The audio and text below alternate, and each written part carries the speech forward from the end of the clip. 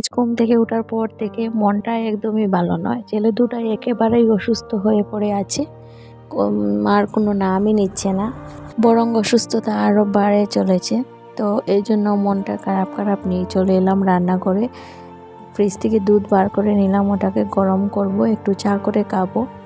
তারপর মামুনি এখানে ডেটা আর আলু কেটে ভিজিয়ে রেখেছে, এটা রান্না করব দুপুরের জন্য।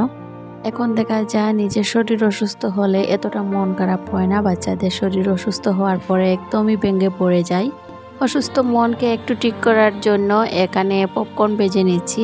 তো এটা পকেটে থাকে, অনেক দিন আগে থেকেই রাখা ছিল ঘরের মধ্যে। ভাবলাম এটা করে ওদেরকে দেই, ওদেরও ভালো লাগবে, নিজেরাও খাবো।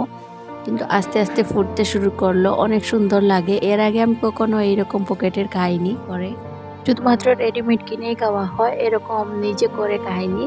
তো যখন ফুটছে তখন বাচ্চাদের মতো আমারও আনন্দ লাগছে।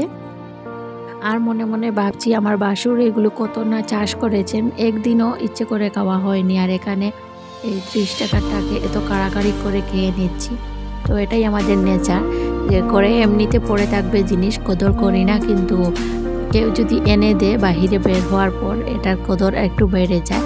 তো এখানে মশলাও দেওয়া ছিল, ওটা লাগিয়ে খেয়ে নিলাম। তারপর সন্ধেবেলা ওদেরকে নিয়ে ডাক্তারের কাছে গিয়েছিলাম। তো আরমান অনেক দিন থেকে বায়না ধরছে ওকে সাইকেল কিনে দেওয়ার জন্য। তো সাইকেল কেনার জন্য আসলাম দোকানে। এখানে বদরপুর কিডস টয়েজের একটা দোকান আছে, অনেক বড় সড়ো, ওইখানে এসেছি। ওদের অন্য একটা দোকান আছে, আর এখানে শুধু সাইকেল রাখা আছে। এইখানে উনি বসে আছেন, বসে বসে দেখাচ্ছেন যে এটা কিনবেন ওটা কিনবেন। এখানে এসে মতও বদলে গিয়েছিল, বলছিলেন যে বাইক কিনে দেওয়ার জন্য, কিন্তু ওটা আমাদের পক্ষে সম্ভব নয়, কারণ বাইক কেনার পরও ও চালাতে পারবে না। সেই জন্য এই সাইকেলটা ফাইনাল করলাম। তো এখানে চাকাগুলো ফিট করে দিচ্ছেন। আর আমার ছেলের জন্য সাইকেল কিনতে গিয়ে আমার নিজের ছোটোবেলা যে সাইকেলটা কিনেছিলাম ওটার কথা মনে পড়ে গেল। মানে কীরকম আমি সাইকেল কিনেছি, অনেক কান্নাকাটির পর মা কিনে দিয়েছিলেন।